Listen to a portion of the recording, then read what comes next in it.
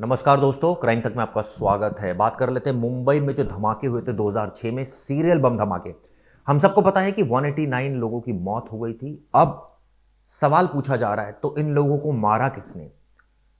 अब न्याय की मांग हो रही है और मैं आपको बता दूं क्या बोला है। सब बरी तो मुंबई ब्लास्ट किसने किया, 179 किसने मारे, ये विक्टिम बोल रहे हैं। फैसला हमारा अपमान है, इस तरह की बात वो कह रहे हैं, क्योंकि हाई कोर्ट ने इस बाबत एक फैसला सुनाया है। बरी आरोपियों ने कहा आतंकी का दाग हटा। हम आपको बता दें पूरा मामला, कल भी मैंने इस पर वीडियो बनाई थी और आपको बताया था किस तरह से अब यह मामला काफी तूल पकड़ने लगा है। 2006 की बात है, 11 जुलाई को सिलसिलेवार तरीके से मुंबई में एक के बाद एक 7 बम धमाके हुए थे, ट्रेन धमाके, 800 से ज्यादा लोग जख्मी। जांच हुई और इस मामले में 2015 में जजमेंट भी आया। जजमेंट आया कि आरोपियों को 7 आरोपियों को उम्र कैद की सजा, 5 को फांसी की सजा। लेकिन अब यह फैसला पलट गया है 2025, 10 सालों के बाद यह फैसला ऐसा पलटा कि सबको हैरान कर दिया। कल मैंने आपको पॉइंट्स बताए थे किस किस बेसिस पर यह फैसला पलटा। यानी पहला पॉइंट जो था वो था कि गवाह संदिग्ध थे। इसके अलावा कन्फेशनल स्टेटमेंट जबरदस्ती लिए गए थे। इसके अलावा जो मटेरियल बरामद हुआ था यह साफ नहीं हुआ कि विस्फोटक किस तरह का था। इसके अलावा जो चेन ऑफ सीक्वेंस है वो भी स्टैब्लिश नहीं हुई थी, ऐसा हाई कोर्ट का कहना है। अब इसको लेकर एक बड़ा अपडेट आ रहा है कि एटीएस यानी जो मुंबई की एटीएस है उसने सुप्रीम कोर्ट का रुख किया है और सुप्रीम कोर्ट अब इस पूरे मामले की सुनवाई करेगी। आने वाले दिनों में देखना होगा कि सुप्रीम कोर्ट जो चैलेंज हुई है पिटीशन, जो जजमेंट चैलेंज हुआ है, इसको किस तरह से देखती है। क्या इसमें सुप्रीम कोर्ट सजा सुनाती है सभी आरोपियों को या बरकरार रखती है हाई कोर्ट का फैसला। आपको बता दूं हाई कोर्ट ने शुरुआत में इस मामले में 13 आरोपी थे। एक आरोपी की कोविड के दौरान मौत हो गई थी, एक बरी हो गया था। इस हिसाब से 12 आरोपियों को शुरुआत में दोषी करार दिया गया था। लोअर कोर्ट का फैसला था और ऐसे में यह माना जा रहा था कि अब इसको लेकर कोई सियासत नहीं होगी। यह माना जा रहा था कि हाई कोर्ट में भी यही फैसला बरकरार रहेगा, लेकिन बिल्कुल उलट गया फैसला और हाई कोर्ट ने कहा कि यह पूरा मामला ऐसा लग नहीं रहा कि आतंकवादी है। इनसे ज़बरदस्ती बयान लिए गए, सीक्वेंस ऑफ इवेंट स्टैब्लिश नहीं हुई थी। ये स्टैब्लिश नहीं हुआ कि ये जो बम था ये कौन सा बम था। ये ऐसी तमाम बातें डाउट रेस किया हाई कोर्ट ने और एक डिटेल्ड जजमेंट पास किया।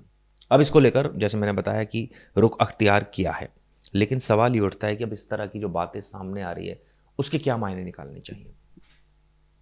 विक्टिम ऑब्वियसली अपने आप को ठगा महसूस कर रहे हैं और इस सिस्टम के मुंह पर एक करारा तमाचा भी है, क्योंकि जिस तरह से स्कॉट फ्री हो गए, यानी कि बिल्कुल पूरी तरह से बरी कर दिया गया हाई कोर्ट ने, ये अपने आप में कई सवाल खड़े करता है। ऐसा नहीं है कि बड़े मामलों में सिर्फ इस high court, Bombay high court की बात नहीं कर रहा हूं, बड़े मामलों में कई बार फैसले पलटे भी हैं।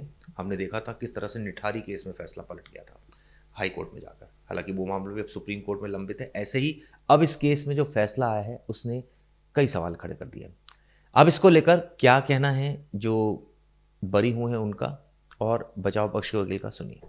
हमारे को धमका कर, जैसे उसको धमकाया कि अगर तू हमारे कहने पर बयान नहीं देगा और हमारे कहने पर तू ये पेपर पे साइन नहीं करेगा तो तेरी फैमिली को अरेस्ट करेंगे, तेरी वाइफ को लेकर आएंगे, तेरे भाइयों को लाएंगे, तेरे भाई को, तेरे मम्मी पापा को लाएंगे, ऐसे फैमिली के नाम पे उसको धमकाया गया। तो उसने वो जो भी पेपर पे बोला उसको साइन करना पड़ा, उसने किया वो।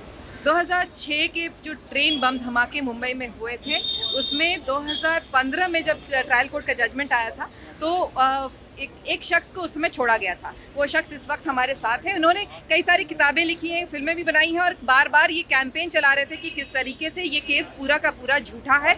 और आज जब बॉम्बे हाई कोर्ट ने सभी लोगों को बरी कर दिया है, आइए इनसे बात करते हैं। आप काफ़ी दिनों से कैंपेन चला रहे थे और परिवार के भी लोग हैं, आप देख लीजिए यहाँ पे परिवार के सदस्य भी काफ़ी लगे पड़े। सर, सबसे पहले मैं इनसे बात कर लेती हूँ।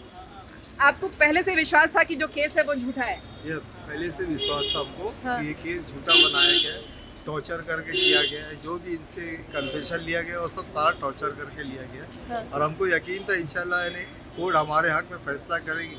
जब सही जज बैठेगा, सही जजमेंट लेगा वो, और जो भी लिखे गए है पुलिस की तरफ से उसमें वो समझ जाएगा कि ये सब फेक लिखा गया है। कुछ भी इनको या तो टॉर्चर करके किया गया है, जबरदस्ती इनको कैसे भी लिखाया गया है। जो हमको ऐसा लग रहा था स्टार्ट से ये केस बोगस बना हुआ है, क्योंकि वो लोग जिस वक्त अरेस्ट किया गया वो हॉस्पिटल में ऑन ड्यूटी थे वहाँ पर। ऑन ड्यूटी पे पे थे वहाँ पर। हाँ, हमारे भाई डॉक्टर तनवीर जो है वो ऑन ड्यूटी पे थे।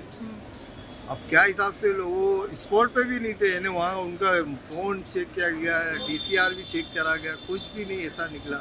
हम लोग को ये उम्मीद थी आज नहीं कल कभी ना कभी तो इनको ऐसे कोई जज बैठेंगे जो वाकई इनके हक में फैसला देंगे, और हमको ये यकीन था कि वो छूटेंगे ज़रूर। बिल्कुल।